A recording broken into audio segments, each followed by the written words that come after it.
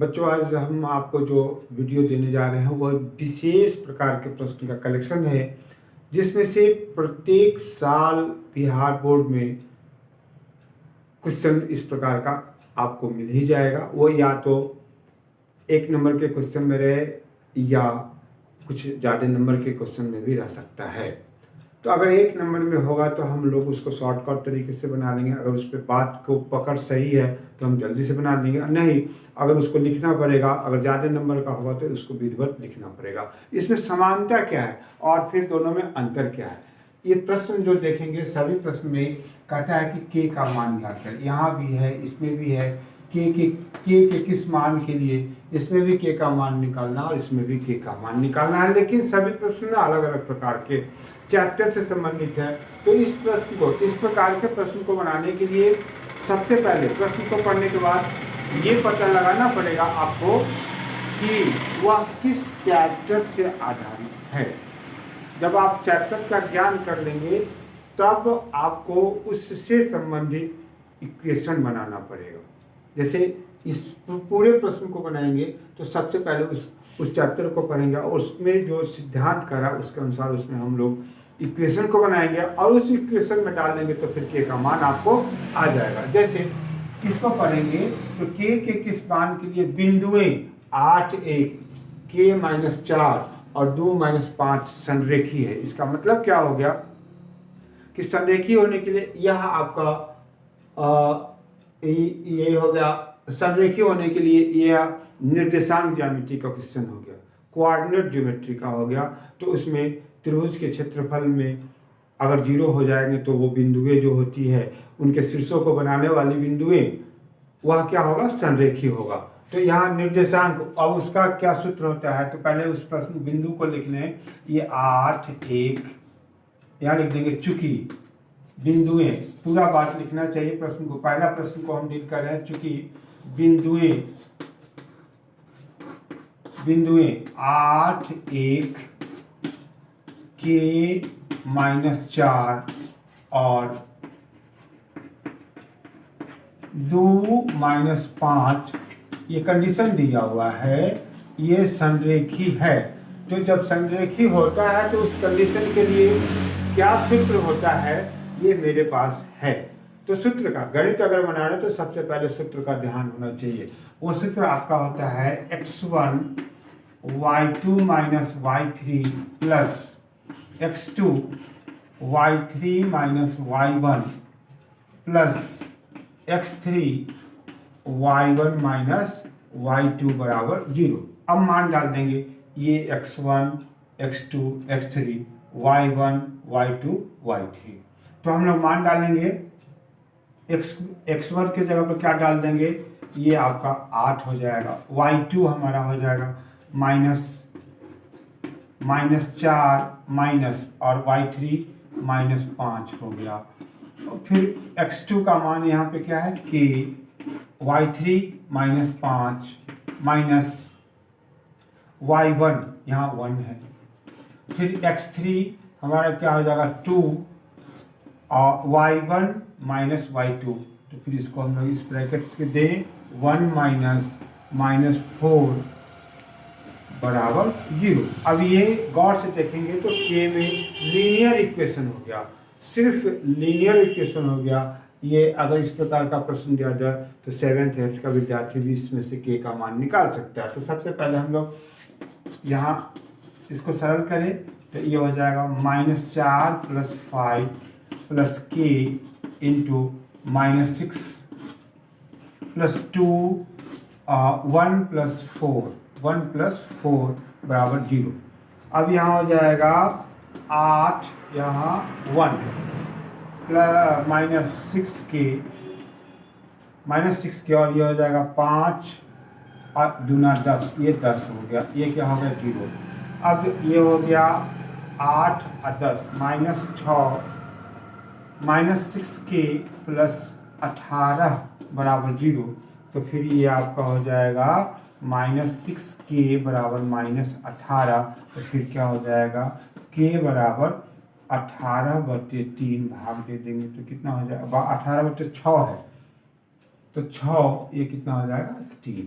तो k का मान अगर हम यहाँ 3 रख देते हैं तो वो बिंदु ये संरेखीय हो जाएगा, एक ही रेखा में आ जाएगा। तो ये इस प्रकार से हम लोग प्रश्न को बनाए, पहला प्रश्न को। अब दूसरा प्रश्न को देखेंगे तो प्रश्न को पढ़ेंगे तो कहता है k के किस मान के लिए द्विघात समीकरण, अब क्वाड्रेटिक इक्वेशन आ गया, द्विघात समीकरण के मूल समान होंगे। यहाँ कंडीशन दिया हुआ है ये समान होंगे, ये बहुत ही बड़ा फैक्टर है।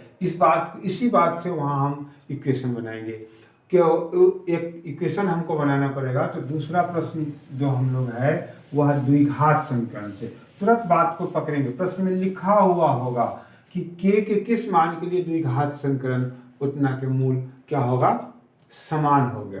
तो यहाँ पे पहले प्रश्न को लिखने k+1 ये x² -2, ये दूसरा प्रश्न हम बनाने जा रहे हैं। दूसरा प्रश्न है -2 - 1x + 1 = 0।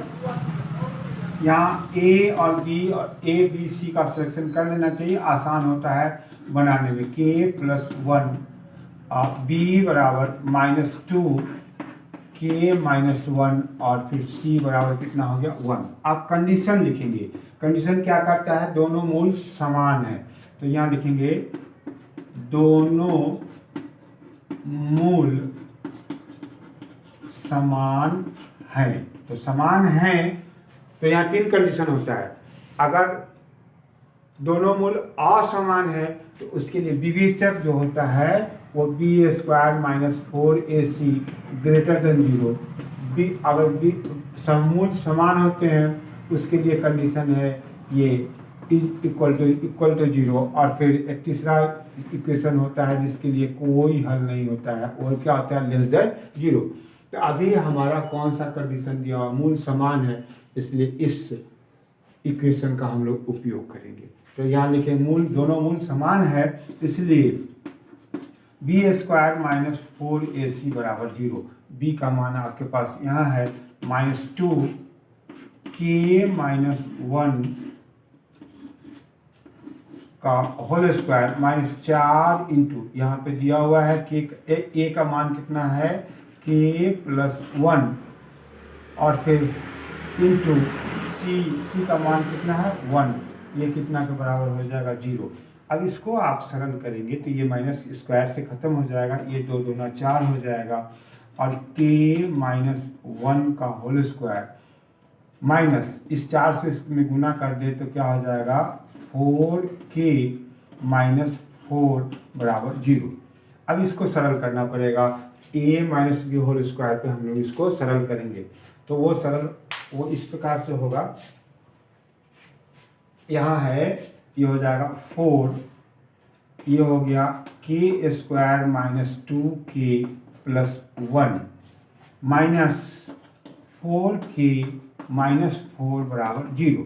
अब इससे इसमें गुना कर दे तो क्या हो जाएगा 4k² - 8k + 4 -4k - 4 = 0। अब ये -4 और +4 कट जाएगा।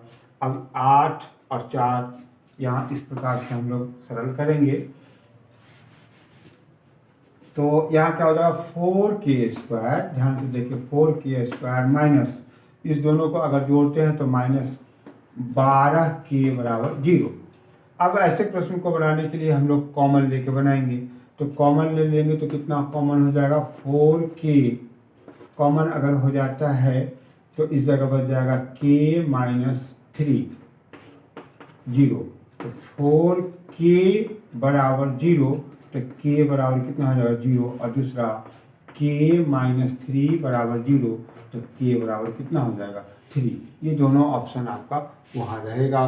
तो ये क्या हो गया, दोनों मान के लिए उसका मूल क्या होगा, वास्तविक हो जाएगा। k बराबर 0 भी रखेंगे तो वास्तविक समान होगा, वास्तविक और समान होगा, और k बराबर 3 भी रखेंगे तो दोनों मूल समान होंगे। तो इस प्रकार से हम लोग उसका मान निकाल लिए। अब तीसरा प्रश्न हम लोग पढ़े, तीसरा नहीं, ये नंबरिंग गलत है, यहाँ पे तीसरा प्रश्न है आपका, ये तीसरा प्रश्न हो गया, ये चौथा प्रश्न हो जाएगा। तीसरा प्रश्न कहता है के किस मान के लिए, फिर ये द्विघात समीकरण है कि के x square plus 8x plus 2 बराबर 0 के मूल वास्तविक होंगे। तो यह भी द्विघात समीकरण से भी है, क्वाड्रेटिक इक्वेशन से ही यह प्रश्न है, लेकिन थोड़ा सा का फर्क है। क्या कहता है यहाँ पे, कंडीशन कर रहा है वास्तविक। तो वास्तविक दो कंडीशन में होता है, B square minus 4ac greater than 0 और B square minus 4ac equal to 0। तो ये दोनों में वास्तविक, इसमें कहता है कि दोनों मूल वास्तविक और समान होंगे, असमान होंगे, और इसमें कहेगा होता है बी स्क्वायर माइनस 4ac बराबर 0, तो दोनों मूल वास्तविक और समान होंगे। तो इसके लिए अब एक साथ यहाँ पे इक्वेशन हम बना लेंगे इस प्रकार से, greater than is equal to 0। दोनों को एक साथ, दोनों को अलग अलग लेके नहीं बनाना पड़ेगा, बल्कि दोनों को एक साथ बनाएंगे। तो ये हमारे पास जो लिखा हुआ है उसको पहले इक्वेशन को लिख ले यहाँ से, कि ये तीसरा नंबर का प्रश्न आपका हो गया, के x square plus 8x plus 2 बराबर 0। ए बराबर क्या हो गया के, बी बराबर हो गया 8 और सी बराबर कितना हो गया 2। तो जो कंडीशन दिया हुआ वहां लिखेंगे, चूंकि मूल वास्तविक है, मूल वास्तविक है, दोनों मूल क्या है, वास्तविक है, तो क्या कंडीशन होगा, B square minus 4ac greater than equal to 0। अब इसमें हम लोग मान डालेंगे, तो b का मान यहाँ है क्या है, 8 square minus 4 into K into 2, यहाँ देखिए 2 greater than is equal to 0। ये कितना आ जाएगा, 64 minus 8 K greater than is equal to 0 minus 8 K greater than is equal to minus 64। तो फिर आपके पास क्या आ जाएगा, के ग्रेटर देन इक्वल टू 64/8, इसका जवाब कितना आ जाएगा 8। मतलब के बड़ा और बराबर कितना के बराबर होना चाहिए, 8, या तो 8 के बराबर होगा और नहीं तो उससे अधिक मान होगा, तभी जाके अधिक अनेकों मान हो सकता है, लेकिन 8 के बराबर भी होगा तो दोनों मूल वास्तविक होगा, और 8 से अधिक हो जाएगा तो 8 से अधिक अनेकों अंक है, अनगिनत अंक है, जो भी मान आप इसमें के जगह पर रख देंगे तो उसका मूल वास्तविक होगा। तो जब 8 से अधिक रख देंगे तो वो वास्तविक और असमान होगा, और 8 के बराबर रख देंगे तो दोनों रूट्स जो निकलेंगे, दोनों मूल जो आएंगे वह हमारा क्या होगा, समान होगा। तो इस प्रकार से हम उस प्रश्न को बनाए। अब चौथे प्रश्न को गौर से देखें, वह भी उसी प्रकार का प्रश्न आपके पास है, देखिए कि तो समझ में आएगा ये कहाँ का प्रश्न है, हम लोग उसको देखें। थोड़ा दिक्कत हो रही है वीडियो बनाने में, गाड़ी आती है जाती है, तो ध्यान से देखिए इसके लिए, वो तो आएगा। के का मान ज्ञात करें, यहाँ भी के का मान ज्ञात कर रहा है, कहता है यदि श्रेणी के plus 2 2k 4k plus 1 AP में है, इसका मतलब ये क्या हो गया, अर्थमेटिक प्रोग्रेशन का सवाल आ गया। तो हम लोग ये प्रोग्रेशन का है गया, समांतर श्रेणी का प्रश्न हो गया। तो इसके लिए कैसे हम इक्वेशन में लाएं, तो इसके लिए एक सिद्धांत है, वो क्या है, ए बी और सी। अगर यह AP में है, ए बी सी अगर समांतर श्रेणी में है, तो इसके लिए एक सिद्धांत होता है बी माइनस ए बराबर सी माइनस बी। ये सिद्धांत हो गया। इसी से इसको हम लोग इक्वेशन बनाएंगे। देखिए एक इक्वेशन आ गया, हमको इक्वेशन को तो हर हाल में खोजना होगा उस चैप्टर से। तो यहाँ पे हम लोग क्या करें कि इस प्रश्न को लिखें ऐसे। बनाने के लिए क्या करना पड़ेगा, चूंकि ये चौथा प्रश्न है जो लिखा हुआ है, यहाँ पे लिखें चूंकि k प्लस 2 3k और 4k प्लस 1 AP में है, ये AP में है, इसलिए क्या होगा, यहाँ 3k माइनस के प्लस 2 बराबर, जो अभी जानती है वही ए बी और सी ए पी में है, तो क्या हो जाएगा बी माइनस ए बराबर सी माइनस बी। इसी का हम लोग यहाँ उपयोग करेंगे। बराबर में क्या हो जाएगा सी के जगह पर क्या है 4k प्लस 1 माइनस 3k। अब ये देख लें, फिर लीनियर इक्वेशन आ गया आपके पास, इसी में से हमको इसको हल करना है। तो ये हो जाएगा 3k माइनस k माइनस 2 बराबर 4k प्लस 1, और ये तो लिखा हुआ था कोई बात नहीं, यहाँ 3k। अब यहाँ हो जाएगा, ये हो जाएगा 2k माइनस 2 बराबर k प्लस 1। अब इसको यहाँ कर दे 2k माइनस k बराबर 1 प्लस 2, तो 2k मीन्स क्या हो गया k बराबर 3। यहाँ k का मान क्या हो जाएगा 3 हो जाएगा। तो इस प्रकार से हम लोग k का मान निकालेंगे। किस प्रकार से, जब भी प्रश्न को पढ़ेंगे, पढ़ने के बाद ये आपको तुरंत पता लगाना पड़ेगा कि ये प्रश्न किस चैप्टर से है, वहाँ से जाकर उसमें कहाँ इस प्रश्न से संबंधित इक्वेशन आया है उसको ध्यान देना होगा। धीरे धीरे बात को आपको वहाँ पे पहुँच के उससे इक्वेशन बनाएंगे और तुरंत प्रश्न को हम लोग हल करेंगे। अब जैसे कुछ प्रश्न हम एक्स्ट्रा आपके पास करेक्शन है मेरे पास, तो उसका हम जवाब देने जा रहे हैं। वो प्रश्न के देखिए, अब ये 2 चर वाले रैखिक समीकरण से हम प्रश्न दे रहे हैं, है इसमें, उसमें भी वही बात वही है, k का ही मान निकालना है। जैसे पहला प्रश्न है आपका, यहाँ पे देखिए पहला पर k यहाँ पे k का ऐसा देखिए k किस मान के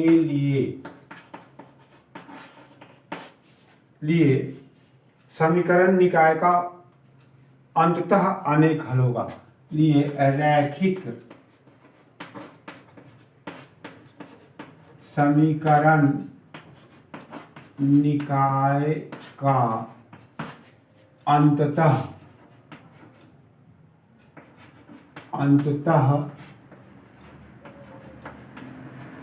अनेक हल होंगे।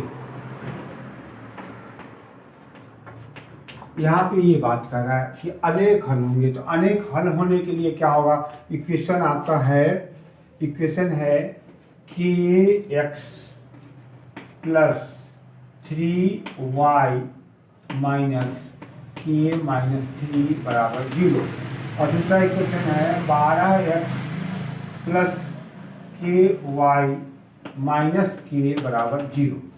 इसी से हम लोगों को k का मान निकालना है। वो मान इस प्रकार से होना चाहिए कि अगर उसको हम उसके जगह पर रखें तो समीकरण का अनेक हल हो। तो इसके लिए इसको हम लोग 1 मान लें, ये 2 मान लें, तो यहाँ पे सब इसके लिए अनेक हल होने के लिए कंडीशन हम यहाँ लिख देते हैं a1 बटे a2 बराबर b1 बटे b2। पहले तो एक इक्वेशन ये देख लें, a1 बटे a2 बराबर नॉट इक्वल टू b1 बटे b2, तो क्या होगा यहाँ पे अद्वितीय हल होगा। ये अद्वितीय हल के लिए लिख दिए। दूसरा है a1 बटे a2 बराबर b1 बटे b2 बराबर c1 बटे c2, तो ये हो जाएगा अनेक हल। यहाँ हो जाएगा अनेक हल, हम शॉर्टकट में लिख दिए। और यहाँ a1 बटे a2 बराबर b1 बटे b2 और नॉट इक्वल टू c1 बटे c2, तो यहाँ पे क्या होगा, कोई हल नहीं होगा। उसमें क्या होगा, कोई हल नहीं होगा।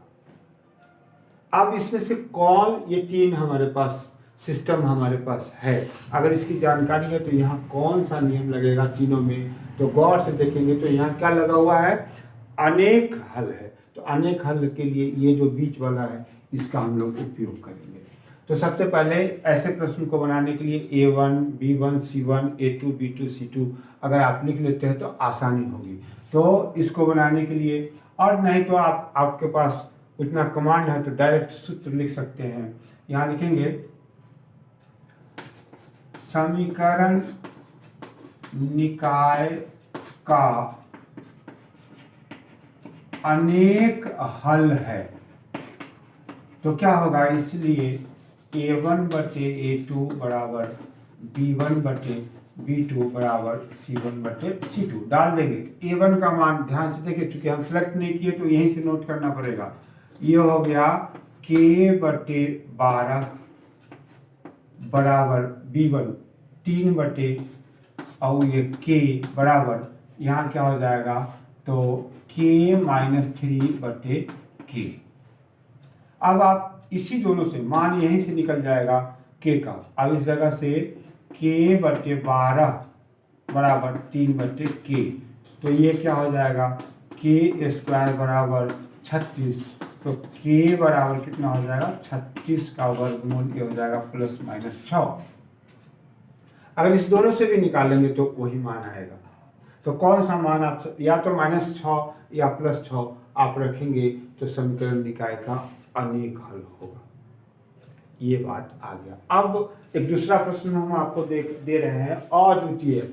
इस प्रकार का प्रश्न हम दे रहे हैं कि अद्वितीय हल होने के लिए क्या होगा। यहाँ पे बात सब कुछ वही रहेगा, थोड़ा सा प्रश्न में यहाँ चेंजिंग कर देते हैं कि समीकरण निकाय का अद्वितीय हल होंगे, सब वही बात है। यहाँ लिखेंगे अद्वितीय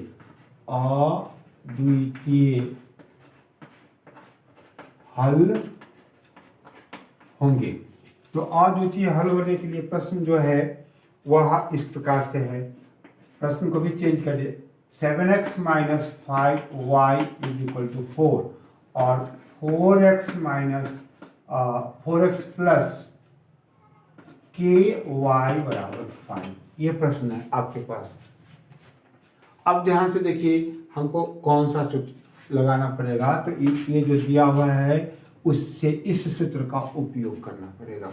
तो यहाँ हो जाएगा, लिखना पड़ेगा, चूंकि ये आपका दूसरा प्रश्न हो गया इसका। तो यहाँ पे क्या लिखेंगे, चूंकि A1 ऐसा लिखेंगे, चूंकि समीकरण, कंडीशन देना होगा कि क्यों। तो ये चूंकि समीकरण निकाय का अद्वितीय हल है। समीकरण प्रश्न से, ये प्रश्न में कह रहा है, तो इसके लिए क्या कंडीशन होता है, A1/A2 नॉट = B1/B2। अब मान डालेंगे A1 यहाँ हो गया 7/4 नॉट = -5/K। यही प्रश्न है। अब इसको हम लोग सरल करेंगे तो क्या होगा, 7K नॉट = -20। तो क्या हो जाएगा, K नॉट = -20/7। ये -20/7 जो हो गया उसके लिए वह नहीं होना चाहिए, बाद बाकी सभी मान के लिए वो क्या होगा, अद्वितीय होगा। यही मान नहीं होना चाहिए। कौन सा मान नहीं होना चाहिए, तो -20/7 नहीं होना चाहिए। कहे कि यहाँ जब आप रख देंगे तो ये दोनों कट जाएगा, -20, तो -20/7 नहीं होना चाहिए बस। तो ये हम लोग देख लिए किस मान के लिए, अद्वितीय के लिए। एक मान और किसके लिए, कोई हल नहीं हो, इसके लिए भी, उसमें भी K का ही मान निकालना है। तो ये सब कुछ वैसे ही रहने देते हैं। देखिए प्रश्न की एक रूपता को देखेंगे, सभी में K का ही मान निकालना है, लेकिन इस जगह अब बात बदल गया। तो फिर यहाँ पे लिखेंगे समीकरण निकाय का कोई हल नहीं हो, कोई हल नहीं हो। तो इसके लिए जो हमारे पास प्रश्न है वो इस प्रकार का है, kx + 3y - k - 3 बराबर 0। ये किसके लिए कह रहे हैं, हम लोगों को बनाना है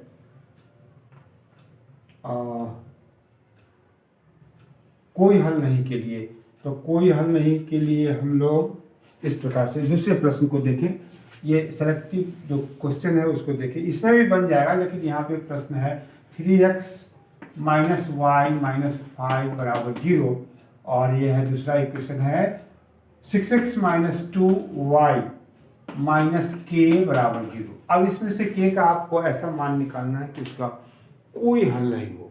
तो ये गौर से देखिए, कोई हल नहीं होने के लिए कौन सा कंडीशन दिया हुआ है। ये जो तीसरा यहाँ पे लिखा हुआ है, तो इसको लिखेंगे, चूंकि समीकरण निकाय का कोई हल नहीं है, इसलिए a1/a2 बराबर b1/b2 not equal to c1/c2। अब मान डाल देंगे तो यहाँ पे क्या हो, a1 b1 मीन्स क्या हो जाएगा, 3/6 बराबर -1/-2 नॉट इक्वल टू कितना हो जाएगा, -5/-k। अब इसको अगर हम सरल करते हैं तो दोनों मान इक्वल हो जाएगा। ये देखें, 1/2 बराबर, इसमें माइनस कट जाएगा तो 1/2 नॉट इक्वल टू, यहाँ भी 5 कट गया तो ये माइनस कट गया तो ये कितना बच जाएगा, k 5/k। तो अब इस दोनों में से यहाँ से बात को हम लोग आगे बढ़ाएंगे तो क्या होना चाहिए, 1/2 नॉट इक्वल टू 5/k। अब इसको हम लोग गुना करेंगे तो क्या हो जाएगा, k नॉट इक्वल टू 10। तो k का मान 10 नहीं होना चाहिए, बाद बाकी k का मान 10 नहीं होना चाहिए। अगर 10 होगा तो कोई हल नहीं होगा। 10 के अलावा जो भी मान डालिएगा, 10 के अलावा 10 होगा तो इसका हल हो जाएगा। 10 नहीं होगा तो 10 के अलावा कोई भी मान डाल दीजिए, 10 अगर डाल देंगे यहाँ पे तो फिर इसका अनेक हल हो जाएगा, और 10 के अलावा कोई भी मान रख दीजिएगा तो इसका कोई हल नहीं होगा। तो क्या नहीं होना चाहिए, तो k का मान 10 नहीं होना चाहिए। तो इस प्रकार से आज का जो हम आपको वीडियो दिए, थोड़ा वीडियो लंबा हो गया, तो देखिए इसमें कि कैसे बनाए हैं। तो जब आप प्रश्न को पढ़े, गणित अगर आप पढ़ रहे हैं तो सबसे पहले ये ध्यान देंगे प्रश्न पढ़ने के बाद किस चैप्टर से है, वहाँ उससे किस प्रकार से प्रश्न को हम लोग हल करना है। और ये तभी होगा जब आपके पास सूत्रों का भंडार होगा। सूत्र को हर हाल में, मेरा आपसे निवेदन है कि आप सूत्र को पूरा कंठस्थ कर ले, और तब आप जब बनाएंगे तो मज़ा आएगा प्रश्न बनाने में। इस बात को ध्यान देंगे।